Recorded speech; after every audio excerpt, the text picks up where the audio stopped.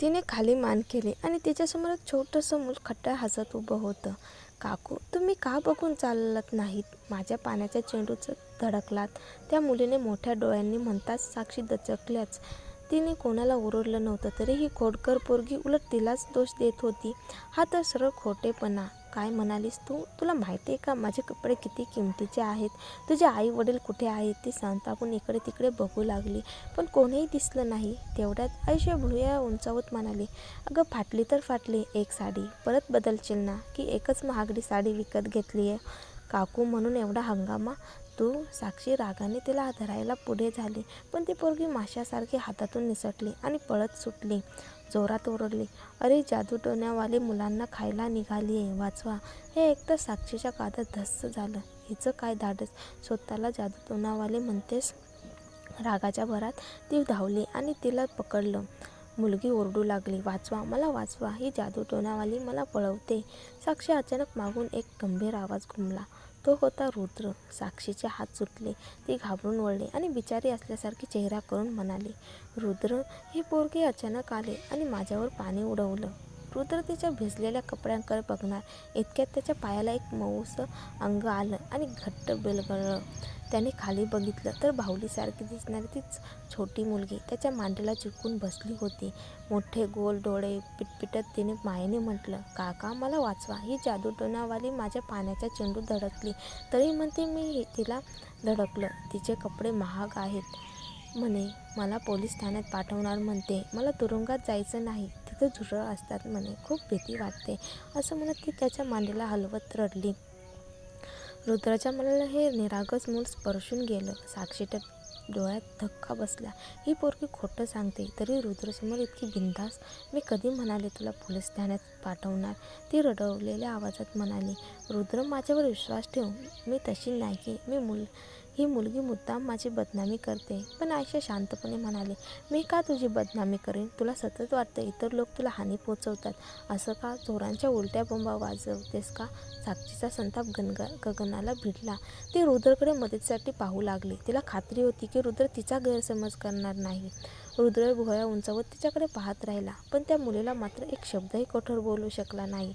तो खाली बसून हळूवार विचारलं, बाळा, तू इथे एकटी कशी आलीस? आई कुठे आहे? आई कामाला गेली आहे, पैसे कमवते, आयशाने हळूवार उत्तर दिलं.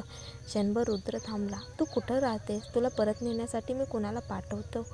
साक्षी हैराण झाली. रुद्रला तिने इतक्या प्रेमळपणे एखाद्या पोराशी बोलताना कधी पाहिलं नव्हतं. रुद्र, ती काहीतरी म्हणणार, तेवढ्यात तो शांत स्वरात म्हणाला, फक्त एक पोरगी आहे, मनावर घेऊ नकोस. माधव हिला सोडून ये. हो. माधव त्या मुलीकडे पाहू लागला. त्याला वाटलं कुठंतरी आधी बघितलंय तिला. आयशा मात्र डोळे मिचकावत त्याच्यासोबत गेली. ती निघताना साक्षीकडे वळून खट्टा चेहरा करून गेली. त्यामुळे साक्षी आणखी संतापली. ती दुःखी चेहरा करून रुद्रकडे म्हणाली, मला काय केलंय माहीत नाही, पण तिने मला फार अपमानास्पद बोललं. रुद्र निर्विकार स्वरात म्हणाला, लहान मुलगी आहे, मनाला लावून घेऊ नकोस. साक्षी हळूहळू चूप बसली, पण आतून जखमी झाली होती. दरम्यान माधवने तिला सोडून दिलं. हा भाग महागड्या घरांचा होता. त्या मुलीच्या आईवडिलांचं नक्की चांगलं आर्थिक स्थान असावं. जा बाळा, घरी जा. माधव म्हणाला, धन्यवाद काका, तुम्ही फार चांगले आहात. आयशा हसली.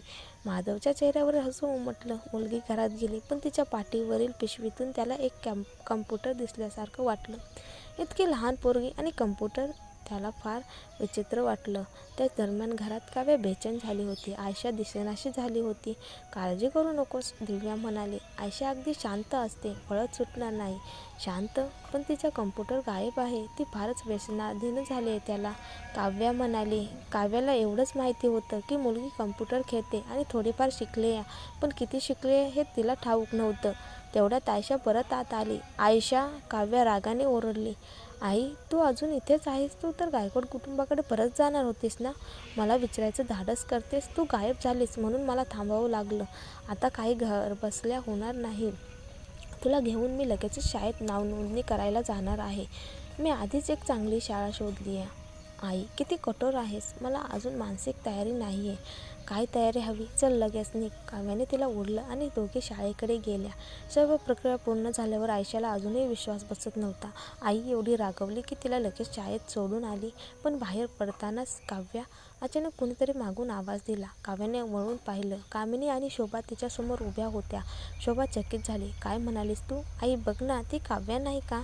कामिनी मोठ्या आवाजात बोट दाखवत म्हणाली. काव्या अजूनही आयशाचा हात घट्ट धरून होती. पळून जाणं अशक्य होतं म्हणून तिने त्याच्याकडे पाहिलं. शोभाने नीट बघितलं आणि दचकल्यासारखी झाली. खरंच काव्या, मला वाटलं तू मेलीस. तिचं लक्ष लगेच आयशाकडे गेलं आणि ती अधिकच धक्क झाली. काव्या उपहासाने हसली.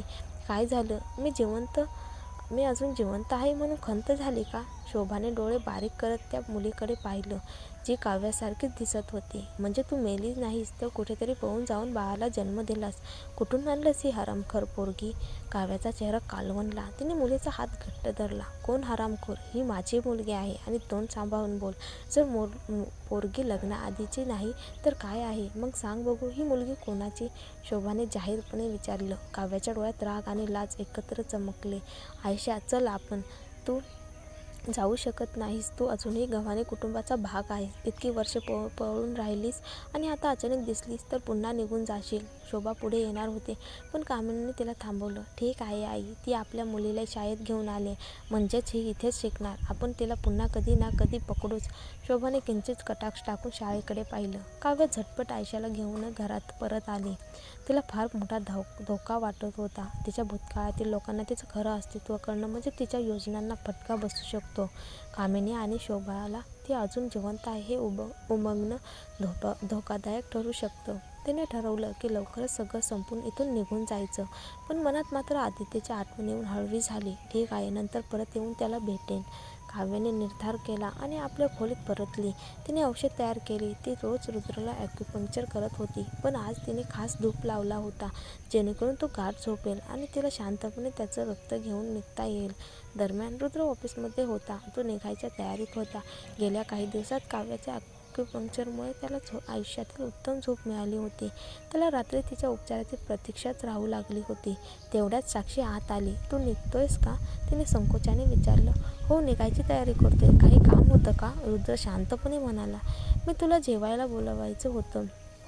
ती खाली मान घालून लाजल्यासारखी म्हणाली. अचानक का? आज माझा वाढदिवस आहे, साक्षीने हलक्या आवाजात सांगितलं. रुद्र थोडा थांबला. त्याला आठवलंही नव्हतं. परदेशात माझं कुटुंब दिवाळखोर झालं. इथे फार कमी लोक आहेत माझ्यासाठी, पण तुला बोलावलं, मी दुःखी स्वरात म्हणाले. रुद्रच्या मनात क्षणभर विचार आला आणि मग म्हणाला, ठीक आहे, चल जेवायला जाऊ. साक्षीच्या चेहऱ्यावर आनंद खुलला. त्या दरम्यान काव्या घरात वाट बघत होती. धूप पेटलेला होता. ती बेचैन झाली. रुद्र अजून परतला नाही. तिने माधवला विचारलं. सर साक्षीसोबत जेवायला गेले आहेत. माधवने उत्तर दिलं. काव्याचे डोळे पाणावले. एवढा वेळ वाट पाहूनही तो परतला नव्हता. तिने केलेल्या तयारीचं काय? धूप निरर्थक जळत होती. नेहमीच माझ्या अडचणीला ही साक्षी काय येते? ती मनातल्या मनात शिव्या घालत बसली. तेवढ्यात अचानक खोलीतून केशव बाहेर आला. नंदिनी, एवढी निराश का दिसतेस? साहेब नाही आले तरी मी आहे ना. काव्या घाबरली. हे साहेबांची खोली आहे, आपण इथून बाहेर जाऊया, ती म्हणाली. पण तो खोटं हसत जवळ आला. हा मोठा पलंग बघ. रोज ह्याचं स्वप्न बघतेस ना, आज तुझं स्वप्न खरं करतो. काव्या दिसली. तू वेडा झाला आहेस का? दूर हो. तो अचानक तिच्यावर झेपावला. तू जितकी विरोध करशील तितकी मला जास्त हौस येते. क्षणात काव्याने जवळचा फुलदाणी उचलून त्याच्या डोक्यावर आपटले. तो रक्तबंबाळ होऊन थरथरला. तू माझ्यावर हात उचललास? आता पहा, तुला उद्याच या घरातून हाकललं जाईल. मी इथला मेन नोकर आहे. तो ओरडत बाहेर पळाला. खून खून, ही चोरटी आता मला मारायलाही बघते. बाहेर माधवने हे ऐकून दचकलं. हे काय चाललंय? दरम्यान रुद्र आणि साक्षीचा कॅन्डल लाईट डिनर सुरू होता. पण मध्येच माधव आत आला. सर, नंदिनीने केशववर हल्ला केला आहे. रुद्रचे हात हवेतच थांबले.